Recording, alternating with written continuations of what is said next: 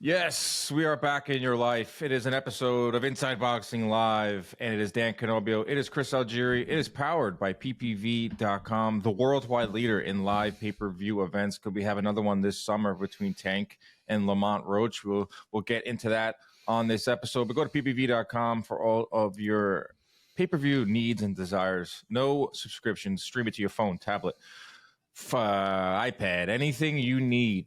PPV.com is there for you all the time, and they're there for us, and they're there for you as a listener, allowing us to do this program twice a week here. We record on Monday, March 17th, St. Patrick's Day. Two Irish guys here. No, two Italians. Chris Algieri, how are you? I'm good. You know, they always got that saying, everyone's Irish on St. Patrick's Day. I was always vehemently against that. I'm like, no, I'm not. I'm still Italian. Bro. West Hampton Beach, where I grew up on Long Island, they would have a pretty fun parade every year. Mm-hmm. And in the height of my just thinking I was the coolest guy in the world, wore my Italian soccer jersey. Bad idea. To the parade. Bad idea. Not the firemen, the West Hampton Beach firemen, it's like their day.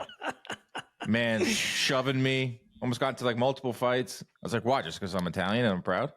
I don't think people understand Long Island culture and that there's so many Irish and Italians just like in the same proximity all the time that it's pretty rough. It's two drinking fighting cultures right next to each other.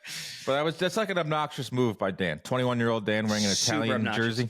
Very obnoxious. Looking for attention. All the above. Still subscribe to those things. You got some attention. Yeah, from firemen. I got a few girls too. A few girls here and there. No big deal. I actually forgot it was St. Patrick's Day because I wanted to have a Guinness with today's episode. But Split the G. I learned that in Belfast. That's definitely a thing. So it's whenever you get a freshly poured pint of Guinness, you have to drink it down to where the Guinness word is, and you have to get it to the middle. Split the G, so you get 50-50. So it's like playing horseshoes. You're trying to get or bocce ball. You're trying to get it as close as possible. But if you go under or over, dude, you're lost and you're an amateur.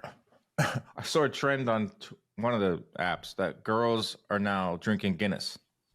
I mean, I've known plenty of women that have drank Guinness over the years, but because it's not like you don't think of Guinness as like a woman's drink because it's so heavy. No, it is, but it's low in calorie and low in alcohol. I think it's a 4.2% alcohol.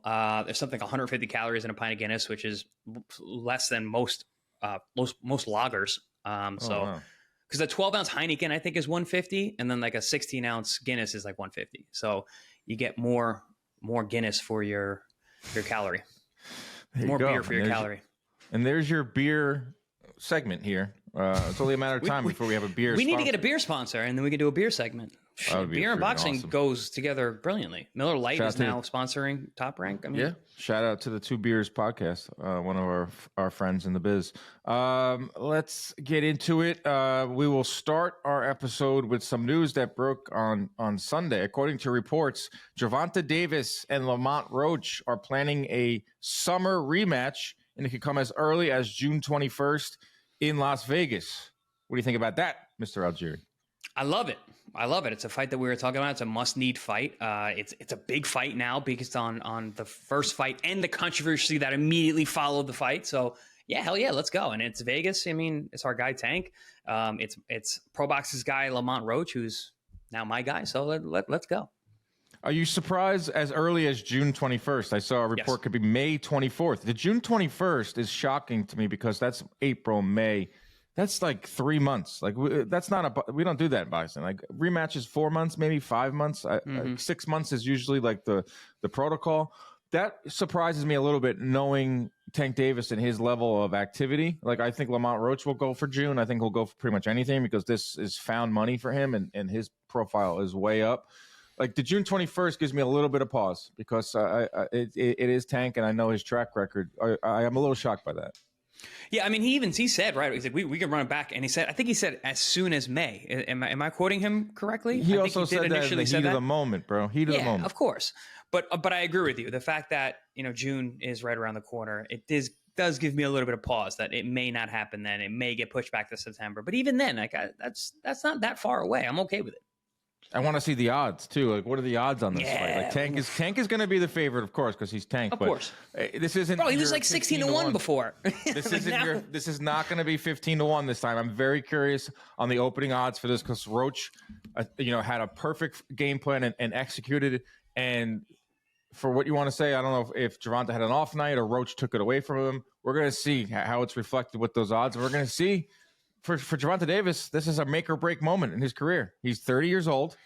He did not think he was going to have issues. He thought he was going to have a win. He was ready to call out the Jake Pauls and look for Shakur Stevenson and some of the other big names. This is super intriguing for a number of reasons, one of which, and then the main reason, is we're going to figure out who exactly Gervonta Davis is as a fighter. I think it's actually a good thing for Gervonta. I mean, it's good for both men. Obviously, the obvious reasons why it's good for Roach, but I think it's actually good for Gervonta too, because he was running out of dance partners. He has taken the stance that he's not going to go over to Saudi. He's not going to join the Riyadh season, but all of his potential big name opponents have. So he was kind of left in the dark based on where he's deciding to draw that line in the sand. And then Lamont Roach, he gets flamed for picking a smaller guy, a 130-pounder coming up. Then the fight's really good and it's intriguing. And there's all this, speculation and conspiracy about what could have happened and controversy and whatnot. And now he's got like a bona fide good, like big fight and created out of a guy that was a 16-1 underdog. So I think it's ultimately good for both guys. There was a reason that Gervonta was 16-1 underdog going into the first fight. Does Gervonta has the ability now to live up to what that expectation was and go out there and be like, hey, guess what? That first fight was a fluke. I am that guy.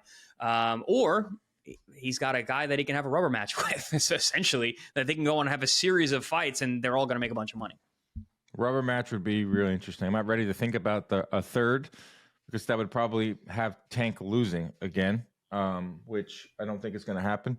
But I think even if he wins this fight and it's competitive once again, there's going to be an argument that Roach is going to be, well, I won the first fight, and okay, you got me in the second one. Now it's my turn to adjust to your adjustment. Let's go. Let's do a third fight. But just knowing like how Tank's career is being moved right now, and how this draw, quote unquote, messed up a lot of plans. It seemed like when Gervonta tipped his hand afterwards, like there was that Jake Paul stuff that's some serious stuff behind it in the boxing world, because of course, not that he cares about getting flamed, because when he gets flamed, it comes with a ton of money.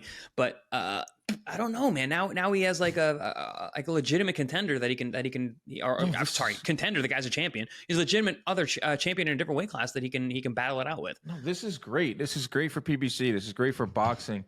This is great for casual fans, because this went well past like the boxing world. Like, first off, this fight was a really big success. You were in the arena that night. 20,000 packed in there. I don't know what the pay-per-view numbers are, because pay-per-view numbers are dwindling. We'll talk about that later on in the show with the UFC and but also ESPN. How real are pay-per-view numbers? I feel like we never really get the real number.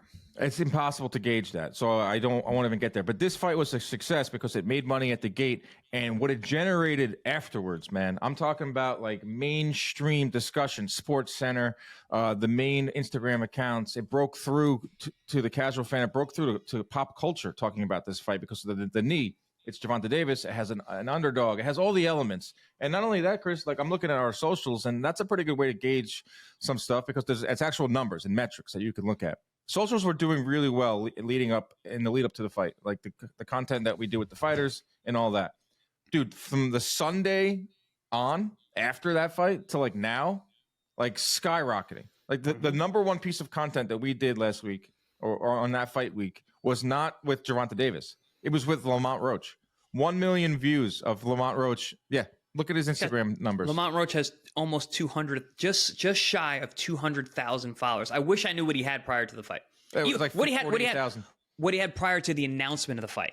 No, he had it was a respectable number, but it's not that.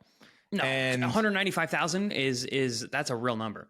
And he does a lot of YouTube stuff that you see. He did a YouTube video where he did commentary on the fight.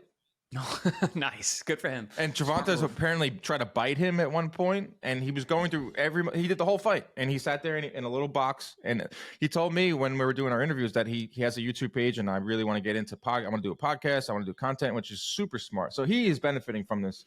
But the point being is like I think we have 1 million video, and it's with Lamont Roach. And I love that all the comments are like, I love this guy. I never knew much about him. Now I do. So his profile is raised. And to the larger point of you were just saying, this just fell right into this rematch. Like, yeah, PBC fell into it. It's a summer. They're looking for opponents for Tank. All his big fights are over in Saudi, and he's not there quite yet. This is huge. And I'm happy that if these reports are true, that Tank is taking the rematch, because he did say we're going to run it back right away after the fight. Yeah. But he also said it's not going to be next. He said, yeah, we'll have a rematch, but it's not going to be next, because I think he was still had that Jake Paul. I think he's dream, still figuring out the Jake Paul thing, yeah. which is just nuts in its own regard. But yeah, so like we got this rematch, and then into the actual fight, and like he's got to go in there and how is Gervonta Davis taking this? Is he going to be in there like, yo, I'm going to take this guy out, or is it going to be more of like status quo with Gervonta, where it starts slow? And then he's going to find himself in another razor thin type of fight, because Roach is, like we've shown, he's not going to go in there and just get taken out because Gervonta wants to. And that's the plan, according to PBC and Gervonta's team. So I'm very curious at the game plan and if this fight will look any different. Yeah, there was a distinct lack of control from the side of Gervonta Davis in that fight. He just couldn't domesticate Roach. His fundamentals were too good. His counterpunching was too good. Even his size, he looked bigger, so much bigger than Gervonta in there, even though he was the guy moving up. His power is respectable enough to get respect. He actually rocked Gervonta a few times. And Gervonta wasn't able to just willy-nilly outbox him like he has a lot of guys when he's needed to. So the lack of control makes this a very uneasy situation for Gervonta to go into. He looked so uncomfortable in the second half of that fight. I'm like, he's not going to want to fight this guy again. Not like this. So, but Gervonta's a very good fighter with a great amateur background as well. He's got to go back to the drawing board, and he's got to come up with a game plan, because it didn't seem like he had a game plan the first fight. He's like, I'm going to fight this guy the way I fight everybody. And then when they were matching boxing IQ and matching wits, he was like, shit, this is a real fight. This guy's sharp. But so now he's got an opportunity to show what he's really made of. Champions are the guys who are the best at adjusting. Let's see if he can adjust in camp and bring a different approach, come whenever this fight happens, if it's June 21st or beyond. That's uncharted territory for Gervonta Davis. He's never had to do this. Undefeated fighter, bullies his opponents, bullies them in the pre-fight, bullies them in the ring. Did not bully Lamont Roach in the pre-fight. Did not bully him in the ring. He tried very hard. Lamont knows they know each other too well. Exactly. Know him too well. I was like, yeah, your mind games are not going to work on me. And I told you this before, like when I was in his locker room, like minutes before the fight to do the interview for the broadcast. Like I felt so much confidence in the room. Like they really for Roach. You're talking about Roach. Yeah.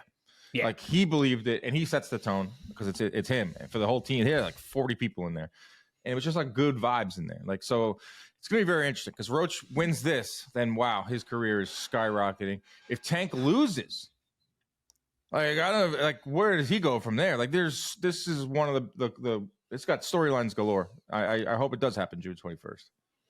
Yeah, I mean, I think it's going to happen eventually, no matter what. June would be great. But yeah, man, it's even though as possible as I could see it happening. I mean, I haven't really thought about what happens if Gervonta loses. Like, what does he do? It could happen, bro. Like, I absolutely assume he's going to be a 2-1 favorite. Sounds pretty tight. I would like to anyone out there that is really into gambling, I would love to see from one fight to the rematch the biggest dip. The biggest dip in odds. I'm sure, but because there's going to be dips that enter the negative. So you can have a guy who's a big favorite the first fight, and then maybe it's a draw, maybe it loses the next fight. The other guy's a favorite. So that's the biggest swing.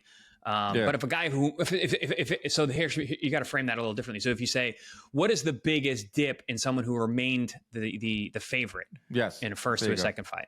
You're a gambling guy now. Yeah, so no, I guess 15, 16-1, down to 2-1, 3-1. That's crazy. That's what this fight has, and I wonder how it'll do. June 21st is 2 days after my birthday, so if we go to Vegas, it's gonna be a weekend. Oh boy. Well, speaking of Vegas, Dan B-Day birthday. Dan B-Day in Vegas. Ouch. Yeah, bro. Barry's prime. I booked my flight for May 2nd. Let's go Vegas. So we got to figure out what we're doing that Saturday. Right. I haven't got my hotel yet. I'm looking at the Aria, trying to do it up a little big. I'm getting tired of the Park MGM, getting tired of the MGM Grand. So we usually stay on fight weeks. So I might do Aria. Yeah, we got to figure everything out. This is we'll hang out there. We're not going to hang out where I'm staying. We're going to hang out because I'll be working that for Top Rank. I think it's either going to be the Park or the MGM. I don't know which one it is yet. Which is great because logistically, it's right next to T-Mobile, and I like the Park because there's no cigarette smoke. Efficient. Yes. The Park is not bad. I'm not downplaying the Park. I just stayed there a bunch. Yeah, this is the plan is Friday, all week long, Times Square. Cover that fight. Early Saturday morning, hop on the plane, head out to Vegas, watch the Canelo fight. Christina Poncher saw the tweet and she hit me up and she's in for the party. Joe Tess hit us up. He's in for the party. Nice. And then watch Canelo, eat some great food, have some drinks. Sunday, you're going to have to go to work. I might just hit at the pool Sunday. Show up to fight night with a tan. Watch Inoue. Poncher and I are actually going to host the weigh-in on Saturday in the afternoon. Then we'll do the fight party, and then Sunday I'll actually have to work the fight, and you can work on that non-existent tan that you never get. Yeah, I'll probably show up redder than this hat. For people at home, he's Italian, but he's a very fair-skinned Italian. He does not. Yeah, I'm get that. He does not get that olive. He doesn't get that olive complexion. I'm almost from Switzerland. My family. It's like way up north. There's a Cannobio, Italy, that is spelt with two N's. Mm-hmm. And then there's a Cannobio, Switzerland, which is spelt how my name is spelled, one N, two B's. Yikes! Your family was double dipping, huh? You guys got so I might be Swiss. Might be Swiss. Look that up. Like Richard Schaefer, I'm a Swiss banker. I've looked up my heritage, and I am also part Northern Italian. My mother's side is Northern Italian via Argentina, because everyone down there is European mutts anyway. And my dad is Southern Italian, Calabrese. So that's why I still get a little color. But yeah, you live in Florida. We got the eyes from the Northern Italians. That's right. Take it. I'll take it all day. So that's the latest on Vegas, and latest with Gervonta Davis. Anyone who cares about my travels, that's the latest. And who knows? People have been asking. They're interested in what we're doing on Saturday, so people do care. I heard from a bunch of people. I posted on Twitter. I got a few DMs from our fans and whatnot saying, I'm doing the same thing. I'm flying to New York, then I'm flying to Vegas. It's cool. It's a cool weekend, and it's nice to hear. Nice. All right, let's move on. Let's go to this past weekend. Edgar Berlanga knocks out Jonathan Gonzalez Ortiz. There are rumors that was his cousin. Knocked him out in the first round. That's a lie. Gets the win. Does what he was supposed to do. Gets in the ring afterwards. Chris Mannix says that he's a free agent. Eddie Hearn comes over. It's a little awkward.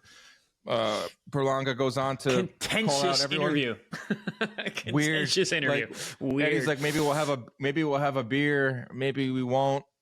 Maybe go after yourself. Maybe we'll make Edgar a fight. was like, he had like when they put those blinders on a horse, he was just straight staring at an angle, whatever Eddie was talking, just like, Then the beer thing, he actually looked over to him. But other than that, it was a pretty contentious interview. From the free agent standpoint, yeah, don't like burn your bridge. Like Eddie can get some stuff for you. Like go to the highest bidder, go to Pro Box, go to PBC, go to Top Rank. I don't know, but Berlanga knocks out. It might be Eddie again. It might be Matchroom again, guys. This kind of stuff happens. Don't say Eddie. Eddie can get you some fights, man. Like that's been proven. Berlanga does what he's supposed to do. Knocks out this guy in one round. Co-main event. Weird. In Orlando, not the ideal for Berlanga, and more ammunition for the haters. But that was pretty nice right hand that he landed there on a guy that was out for 10 years. Hook that was brutal. That first hook was nasty.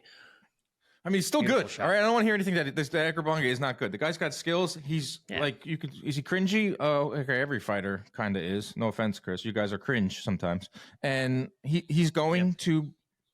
He's going to bring eyeballs. So I was interested. I made sure that I tuned in for this fight. Like I wasn't watching the full card. I made sure I watched Berlanga because that's what he is. I did watch a full card. And Berlanga's my boy, so I'm happy to see him get a win. But do you remember? I remember Jonathan Gonzalez from back in the day. Like he was around when I was coming up because he went away for 10 years and didn't fight and armed robbery.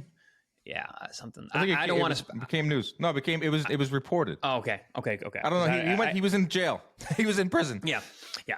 But I remember him coming up when I was coming up because he was a 47-54 pounder, and he was a stud. He was really, really good. But then he went away, and then obviously we saw him at the weigh-in. He's just not that size. But Berlanga does what he's supposed to do. You get a guy like that, the less time you spend in the ring with a guy like that, the better it is for you. Because the longer it goes, you're like, people start to look at you like, come on, dude. But he did what he's supposed to do, gets him out of the 1 round. And Berlanga's got a lot of upside, like you said, especially in the free agency where the world is right now. He mentioned a couple names. He mentioned Munguia, he mentioned Charlo, and he mentioned Caleb Plant. Which one of those is the most intriguing to you, and which one is the most likely? Because they're probably different. Plant. Yes. Plant is the one that everyone wants. Is that the most likely though? I think they're all pretty Yeah, I think Plant's the most likeliest. Like out of like, think about Munguia. I'm a Top Rank, and I guess I don't know. He's busy with that rematch with Saras. He's fighting Saras May 4th in Saudi. Is that it's on May 4th? Oh wow, okay. It's the co-main event to the Canelo Skull. Because Munguia is now training with Reynoso. Yeah, that makes sense. Double duty for Reynoso. Talk about odds changing. I like to see the odds on Bruno Saras. Is he? That'll be a big swing. I gotta check that. But I think Munguia will probably still be the favorite, right? It's got to be on DraftKings. He was dominating prior. Was getting caught though. Yes, he was. I did a something for ESPN, Fight Life Season 2, and we did a whole episode on Munguia. And man, that guy's had one heck of a career. The weirdest career ever. Starting as a champion while still a prospect, being a champion and being treated like a prospect. I mean, he moved as a prospect, changing divisions and being treated as a prospect again, winning a world title, fighting Canelo, now being like the upset. Trying to find it. No, they don't have. They only have Canelo Skull. Canelo's a minus 3,000 favorite. That's about right. That's got to be the biggest one since Fielding, or the other guy, Yildirim. Yildirim. That didn't. Yeah. So no. Edgar Berlanga gets the win, and he immediately calls out Caleb Plant afterwards. Everyone's excited for this fight. In my mentions, I think it's the best fight you could possibly make right now for either guy. Plant is a name, fought Canelo Alvarez. Berlanga is a name, fought Canelo Alvarez. Put this in the U.S. Put this on PBC pay-per-view. Boom. Let it happen. Put it as a co-main, wherever you put this fight. That's the one I want to see the most right now for Berlanga and Plant, is that for them to fight it to the build-up will be phenomenal. Those press conferences will be awesome. And I also think it'll be a fun fight. Berlanga's got power, and Plant has shown that he's 2.0 when he beat McCumbee, and he's battle tested. That's the fight I want to see the most, Chris. Yeah, I think, and I said that right after the Plant McCumbee fight, because McCumbee showed with his size, physicality, and strength that he was able to give Caleb some issues early on. He was pushing him around. The physicality looked very, very different. But Plant didn't look like a 68-pounder that night. McCumbee looked big. He looked strong. He was super physical. Berlanga's humongous for 168. Didn't make weight last weekend, a couple nights ago. Came in 2 pounds over, but I don't expect that to be an issue moving forward. But did he officially miss weight, or was it the necklaces? Like, what was going on there? Does anyone really care? I don't know if when he was on the scale that was the actual official, if that wasn't the mock weigh-in. Because he definitely missed weight. Guys take their underwear off. He's not going to take his chains off. That doesn't make sense. It had to be a mock. Like he weighed in earlier. They did the one in the morning. Yeah, so that's the real weigh-in, the official weigh-in where he was probably literally in underwear, completely naked actually, to weigh in and didn't make the weight. So no, he didn't make the weight. But I don't foresee that being a problem in the future. I like that fight a lot. Caleb Plant's got the boxing ability from the outside. He's got a great jab, good footwork. And apparently he can fight in the inside, which he needed to against McCumbee. So yeah, I think it's a good fight. It's a fun fight. The buildup will be great too. Yeah, I mean, bad that's a blood, no-brainer. a lot of trash talk back and forth. Yeah, it would. I wonder how this would work. Is it like with Berlanga being a free agent, like in traditional boxing before Saudi Arabia got into the picture? Like you would think Berlanga would sign with PBC because there are some other names at 168. Plant's there. But now with Saudi, it's like, does Turkey want this fight? Will Turkey try to put it on Could he put it on Canelo Crawford undercard? Could it be the co-main event for this TKO? Supposedly, they are going to be the promoter for that. Is it its own pay-per-view? Do you think Berlanga Plant could be its own pay-per-view in today's boxing climate? It could be. I think it could be. The right expectations. I think that, Berlanga's profile has grown so much since the Canelo fight, and Plant just is so well respected. Although he hasn't been that busy, which kind of hurts his marketability as a main eventer on a big card. But yeah, I think it would be. I think the buildup would be really good and get a lot of eyes. So the pay-per-view numbers could be like big. Yeah, big is like we said with the pay-per-view. We don't know. Like, right. I don't know. Big. So in today's standards of big, right. Most fans don't care. They just want to see how this fight. They just want to see this fight made. So, could it be a co-main event on a huge card? Could it be its own one? That's the one I want to see the most. Munguia is tied up with Top Rank, tied up with Shiraz. Mabili is supposedly fighting Pacheco. Munguia Berlanga is fun. I've always thought that was a fun fight. Just only thinking about the styles. That's a fun fight. Right. If you just go by like traditional boxing meritocracy. Just picture them in the ring. Yeah, just picture them in the ring. It's like, yeah, good fight. Well, that's another thing too. Like one of our friends, Chris Santos, celebrity chef from Chopped, big boxing fan, and owner of many restaurants who gives us great experiences, said he hit me up on Twitter and was like, "Oh, Berlanga doesn't deserve this fight." And I've got a few of those types of comments, like Berlanga doesn't deserve a Plant fight. And I'm like, okay, yeah, you're right in a way, but meritocracy doesn't exist in boxing. Deserved is not a word used often in boxing. It's a business. And the biggest fight commercially at 168, besides Canelo and whomever, is Berlanga Plant right now. That's just the way it is. Yeah, I mean, why? I mean, in terms of deserving, why? Well, why? I don't understand. Why would he not be deserving? Of a fight padded record, didn't fight anybody. So what? I mean, has that ever been a thing in boxing? I mean, that's what I mean. Plant has gone 2-2 in his last 4. It's not like it's not like he's this, and not that I'm not saying he's not a good fighter. He's a great fighter, but like, why is Plant on this pedestal that a guy like Berlanga can't fight him? I think that's a perfect fight for both guys. I think in terms of taking a risky fight that would make people like that go, all right, he's one of those guys. He belongs there. And also Caleb Plant to be like, all right, this kid, I'm going to show him that he doesn't belong here. And it's another good record on my resume. So I don't know. I don't even know where that statement comes from. It's funny that you've got several people saying that. Oh, it's just people that don't like Berlanga. They just don't like him, his brashness. They don't like he should not have got the Canelo fight. They don't like the tour that he went on, the supposedly victory tour that he went on after losing to Canelo.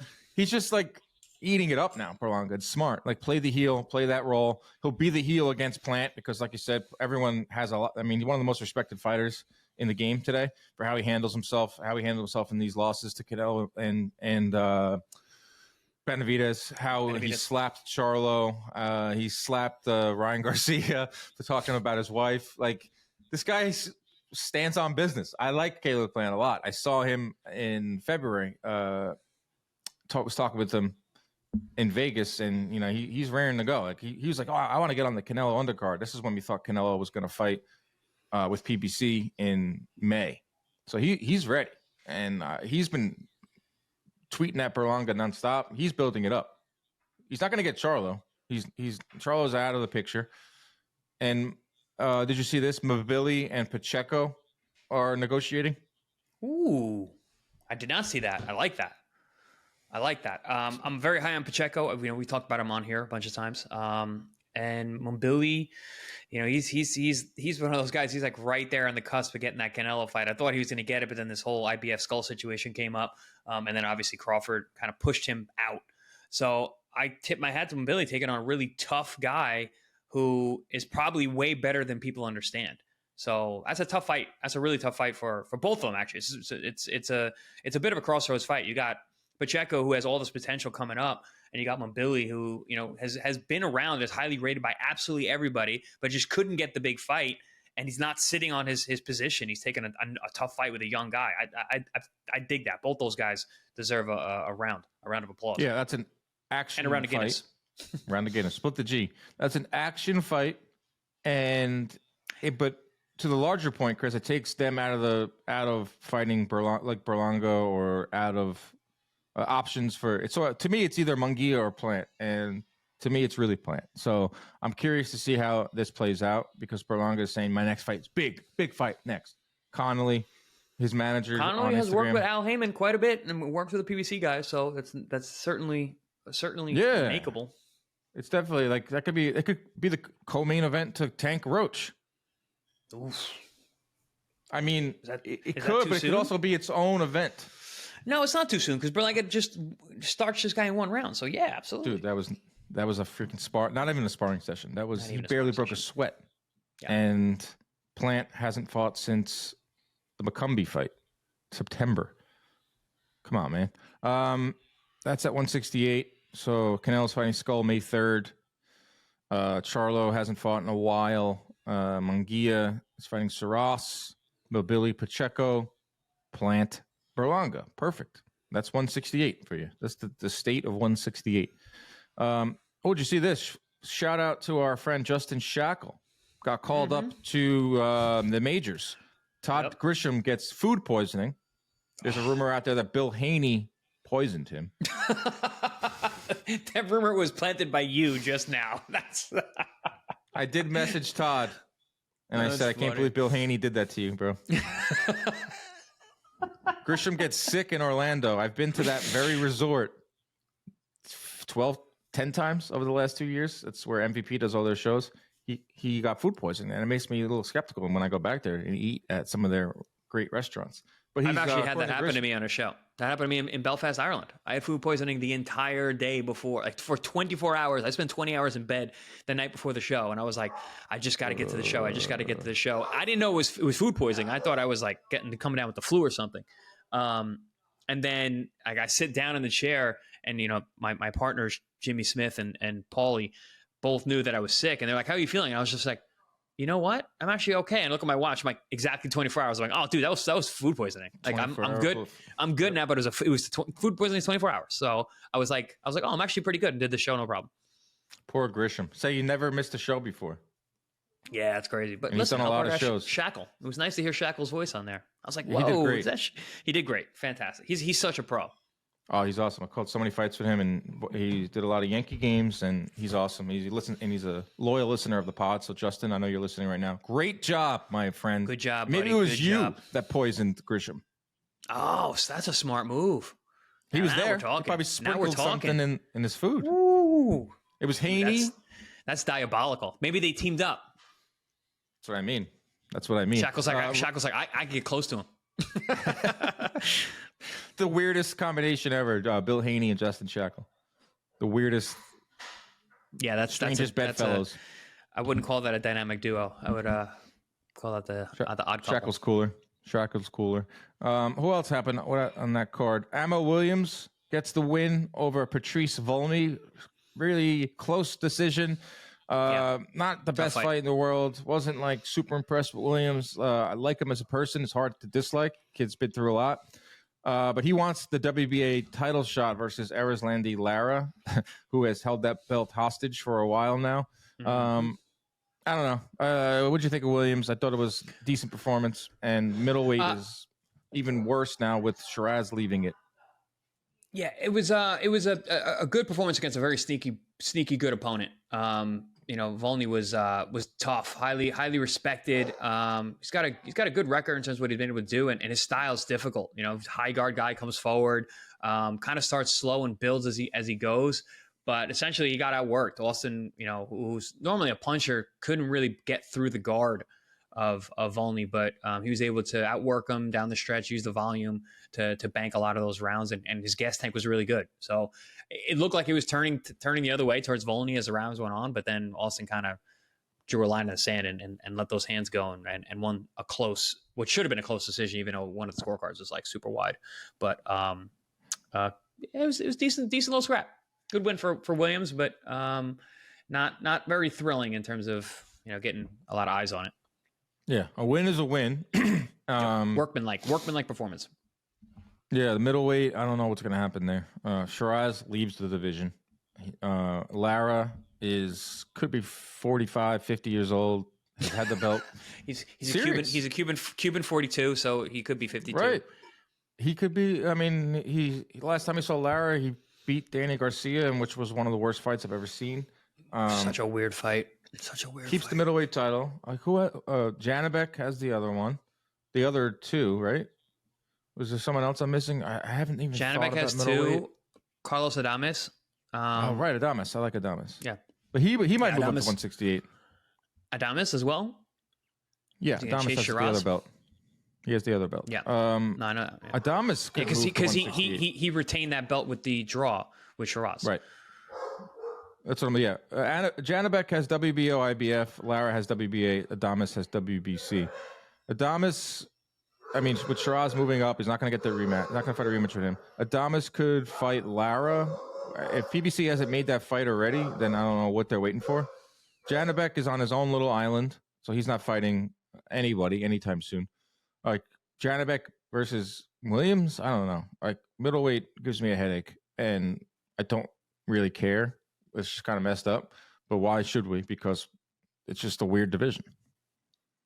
Yeah, I mean, it's a division that shouldn't be so hard to get it undisputed because again, it's kind of like obscure guys that aren't like major players. Not that they're not major players, but they don't have huge profiles. So get that unification going, get those fights made, and potentially make a star there. Is it Janabek? Is it Adames? Lara, I don't think he's getting any higher than he's already been at this age. But get those guys in the ring together. Make these fights happen. Is someone breaking into your home, Chris? No, my dogs are going crazy. I got a lot of work going on in the backyard today. So. I was going to say I've never heard your dog, so that something's happening. Yeah, no, they're going crazy. You might have to fight someone. They came back from lunch. I don't need to fight anybody. My dogs will tear your arms off. So both of them are savages. I got two very muscular pits who like to protect the house. They do a good job. Did you train them to do that? No, it's natural. They're pits, man. They're sweet when they're with us, but you come in our house, man. Oof, careful. It's over, Hova. Amari Jones, he looked good. He did look good. Bronze medalist, sells tickets down in Orlando. Nice to see an Olympian on the stage. He's going to be fighting. He gets the win. He's going to be fighting again on April 12th on the Stanionis card versus Boots. How about that pro debut, fighting a guy who was like 15-4? That's pretty impressive. And you got him out of there in what, 2 rounds? The beginning of the second round. I liked him. I think Xander had gotten rid of that guy at the end of the first round when they fought, but Xander was like 11-0 at the time. So impressive pro debut for someone like that. Looked good. Physically, his for his body type, his style. I'm curious to see. I'm looking forward to seeing him fight often, hopefully. Yeah, they're going to fast track him. They already got him fighting April 12th, and it's another good signing for Matchroom. So that was the card. Saturday night Matchroom, decent. Earlier on Saturday, Nick Ball defeats TJ Doheny. Very strange moment in this fight. Nick Ball kicks him. Did you see that? Full blown knee to the thigh. That was a knee to the hamstring, and down goes Doheny immediately. As he's got Doheny, I mean, he did the same thing kind of in the Inoue fight where he kind of had this phantom back injury and So we have he has him in a headlock, like a guillotine, at the end of the round, and Ball then kicks him. The referee saw it. No points taken away. Just sends him to the corner. All good. Ball said afterwards, I thought I was going to get disqualified. I mean, honestly, to be fair, he should have. But at least you got to lose a point or 2. I'd probably say 2 points for that. At minimum, mattered, but yeah. Lose a point. Mm-hmm. Maximum disqualified. Neither of which happened, which leads to a wider discussion. We talk about judges all the time, right? And how they're incompetent and they affect too much of the sport. Referees have come into focus, and with Gervonta Davis taking a knee, A side, not getting penalized for that. Nick Ball, A-side, kicks a man right in broad daylight. Nothing. So A-side treatment on purpose. A-side treatment in boxing is a thing, and referees have you could obviously judges have the ultimate say at the end of the fight. Referees are right up there, man, in terms of their influence on fights, and it's not a great trend I'm seeing in boxing. It's because a lot of their rules are based on the referee's discretion, so they have the ability to make a really important split-second decisions one way or the other. In hindsight, obviously, we tear them apart, but I mean, it's not an easy job. I'm not saying that, but it just seems like these guys are a little too liberal with the rules in terms of what they're allowed to let go and what they're calling. But the real issue, is that it only goes one way. It only goes to the A side. Every kind of on the fence decision always goes to the A side, so it makes it really imbalanced, and it makes people kind of go like, what's going on here? It's boxing. It's politics. It's the same old politics. A-side treatment, and refereeing is not an easy job. And from what I've known about refs, this isn't their only gig. Like, you're not a professional referee, and that's your whole life. Like, they have careers. Like, it's something to do on weekends. And, it doesn't, like, the pay is probably decent, but it's not like a. It's just it's a weird thing to think about, like what a boxing referee is, because it's not.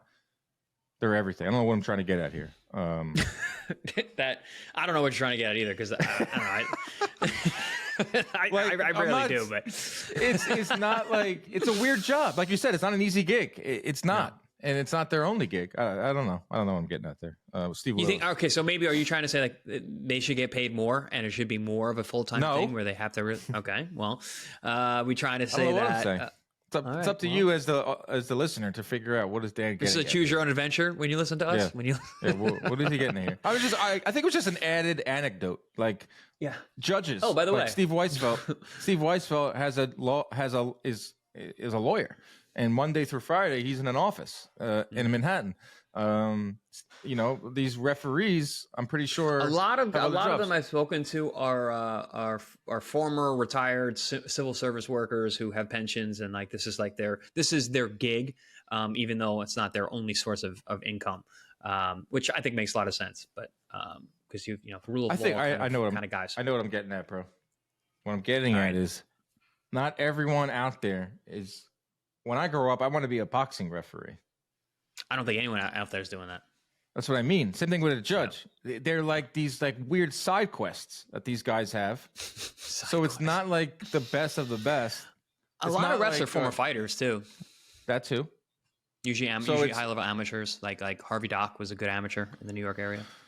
No excuse if it's not your full-time gig and it's not what you dreamed of being. But for some of these decisions that we're seeing, or not decisions, but they are decisions. Snapshot decisions, like snap decisions, right?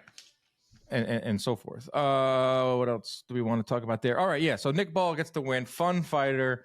He is. I thought he looked good. Yeah, I thought he looked good. Dohany's a tough guy, a tough nut to crack.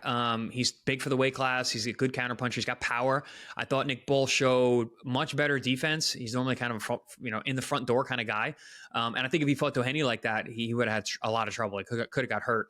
I thought he was really deceptive on the way that he was able to close the distance, get inside, and do what he does. And he's just vicious. He's like a pit bull, man. Once he gets inside, like you're just trying to get him off you. And he's just super fun to watch. He's like your dogs. They're vicious. Literally, yeah. Just vicious. He's a pit bull. He's a pit ball. He's a pit ball. Well, I call him Wrecking Ball. He should normally be called goes right Nick in the front door. Pit ball. Pit ball. I don't think anybody would get that one, but I think the Wrecking Ball is a good one. Wrecking Ball is also a good one. WBA featherweight champion and Turkey signs Inoue to a sponsorship deal, whatever. He is fighting in Saudi December. That is the plan for Inoue.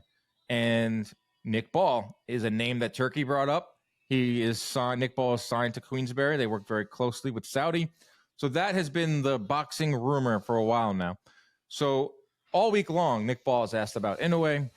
We're now looking at Nick Ball's potential Inoue opponent as his first at 126 for Inoue at featherweight. So, yeah, he looked good. But even I fell for this, and a lot of people were looking at it with like a different shade of glasses on. It's like, can he beat Inoue? And I don't think he can. I think that Nick Ball is food for Inoue at 126. Ultimately, yes. But does that mean I don't want to see it? No. I think it's a fun fight. I think Nick Ball makes for exciting fights, and I think Inoue is he has enough Japanese spirit that he's going to stand and fight with a guy like that. And anytime you're with a guy like Ball, he's bigger, even though he's a small guy, he's 5'2", I think. It's 126, so that would be a fight moving. It would be Inoue moving up from 22 to 26, and he looked human at 22. And we saw that with Neri. So that fight at 126, I don't hate it. Don't hate it. And they had a back and forth on Twitter, which was like the cutest little back and forth. Inoue tweets, Inoue tweets, that ball is funny, but don't kick it. I saw this actually. Yeah. This is clever. Like, this guy got a sense of humor. I got to talk to him in Vegas. And then Ball responds, let's make it happen and find out then. And then Inoue responds, until that day comes, let's increase each other's value. Like what? That's the weirdest smack talk ever. Was it like that was like AI smack talk? Yeah. Hey man, increase your value, and when we fight, we maximize our profits. That's basically what he said. But they are building up to this fight, and it's true though. That's what boxing is all about. Increase your value, and when you're of Inoue's stature, you're going to make a lot of money when you're his opponent. And Inoue wants to make a lot of money, even if it's in Saudi and the traditional revenue streams are not traditional at all. But yeah, I would love to see Inoue versus Nick Ball. Do I think Inoue's going to win? Yes. Will it be a fun fight? Absolutely, because every fight Nick Ball is in is really fun. I like it. So Inoue, Baltimore can't miss. Inoue fights are fun too. So it's a can't miss. Yeah, that's what I'm saying. If it's Inoue's introduction to 126, then that's a hell of an introduction because there are some big names waiting for him there. Rafael Espinosa, whether he stays at 126 or not, he's fighting on the Inoue undercard or co-main event on May 4th. What you'll be calling a fight out in Vegas. There are some other intriguing names at 126. Angelo Leo is an interesting. Stephen Fulton's back now as a champ. Angelo Leo's a world champion. I love this division. Fights. Yeah. I mean, it's been good, and even when guys get knocked off, like Bernardo Lopez is out of the picture now. Like he was so good, but we got Stephen Fulton and Angelo Leo stepped in his place, so we got two new guys who can both really fight. A lot of intriguing matchups too, and these guys are all willing to fight each other. It's great. And also, you had mentioned Inoue, like people, every generation we have certain guys that everyone's lining up to fight. You had Floyd and you had Pacquiao, right? Everybody wanted those fights, of course. De La Hoya, everybody wanted to fight De La Hoya because they're the money guys. Canelo Alvarez, everybody wants to fight him. Inoue is that guy now. Canelo, Inoue at that weight, exactly. But we have a few of those in the sport that it's like they're kind of like the unicorns that everybody wants to get at during their career. Inoue's that guy right now. He's the cash cow. Those lighter weights. Yeah, he's the cash cow, and you'll be asked about, if you're rumored with him, you'll be asked about him. Like Rafael Espinosa on Fight Week is going to be asked about Inoue nonstop. And if you're Rafael Espinosa, you're thrilled. This is like it's a lottery ticket, man. Like in the same conversation. Right. Fulton at 126 rematch. I don't know. That's way down the road. Yeah. Nick Ball is being asked about Inoue. Angelo Leo is fighting in Japan in May, and he's going to be asked about Inoue. You're right, Chris. This is like the Canelo of the lower weights. And when he's around that 122, 126 orbit, everyone in that is angling for him because that represents the biggest payday. From Bam to Tank, people have put them together with Inoue. That's just how it goes when you have a guy just like Canelo. Him. He's got his own orbit. Exactly, just like Canelo. They have the guys that are that big have their own orbit. So for Inoue, he's fighting Cardenas in May. He is then fighting MJ Akudaliev in September, and then he could potentially fight Nick Ball in December. This guy is awesome. Love this. I love Akudaliev. I don't want to hear any shade. No, is there any shade? Has anyone had shade on him? On Inoue? I mean, because he got dropped by Neri, but it happens. No. But the shade is coming. His last two opponents haven't been like what everyone wants to see. Okay, but. All right. Well, it's minimal shade. Yeah, that's if you got to find something. It's minimal shade, but like the point is, you might not have liked his last two opponents, but look at his next two. Like he already has a September fight scheduled with MJ Akhmadaliev, who everyone is a former champion, who everyone's been calling for. And then in December, he could potentially go to 126. Yeah, he has the most systematic schedule too. Like if he says he's going to do something, he does it. So it's another Canelo. Another similarity to Canelo is that Inoue has, like, when you're that big, your whole year is planned out. But different than Canelo is that you know who he's fighting. Canelo, we don't know who he's fighting until, other than this next fight with Crawford. We didn't, even the Skull fight, we didn't know that much in advance. And then Crawford. But you know that Canelo's fighting every May and every September. Yes, 100%. But Floyd Mayweather was another one. It's like you didn't know who Floyd was going to be fighting when he fought every May and September. Canelo, you don't know who, but like with Inoue, it's like, all right, we know who you're fighting, dude. Like that's awesome. But also, people, we don't like his last two. We don't like his last two. But then, what's his name? Got cut. He was supposed to fight. I'm drawing a blank right now. I know who you're saying. The Australian. But he got cut. Yeah. Right. Goodman. So even the minor shade that they're putting on him is not warranted. Unwarranted minor shade. Just enjoy the guy. Can fans just enjoy fighters? No, this is boxing. You can't be happy. Come on, guys. Let's be happy. Let's end the show there. Shout out to everyone that tuned in. Chris, you're flying out to Los Angeles area for Pro Box? Yeah, on Thursday. And then I'm getting inducted into the New York Boxing Hall of Fame on Sunday. Flying home for that. Hall of Fame. I'll be there. It's going to be fun. Did you get my ticket? Or should I do that? How much do I owe you? No, I got to put you at the table. I got to put you at the table, bro. What do I got to wear a suit? You wear whatever you want. We're all wearing suits. I got plenty of suits, man. Dude, it was funny when they wanted me to give like the names. It's just like Mike Algieri, Chris Algieri, Dominic Algieri, Jimmy Algieri Jr. Jimmy Algieri sounds like a Goodfellas. Oh, like, Jimmy Algieri is gonna be. You're gonna rate right next to Jimmy. You're gonna be between him and his son. They are. Jimmy Algieri characters. Jimmy Algieri. He was. Jimmy. One. He was one of us. Former cop, New York City cop. Of course. He's probably seen some shit.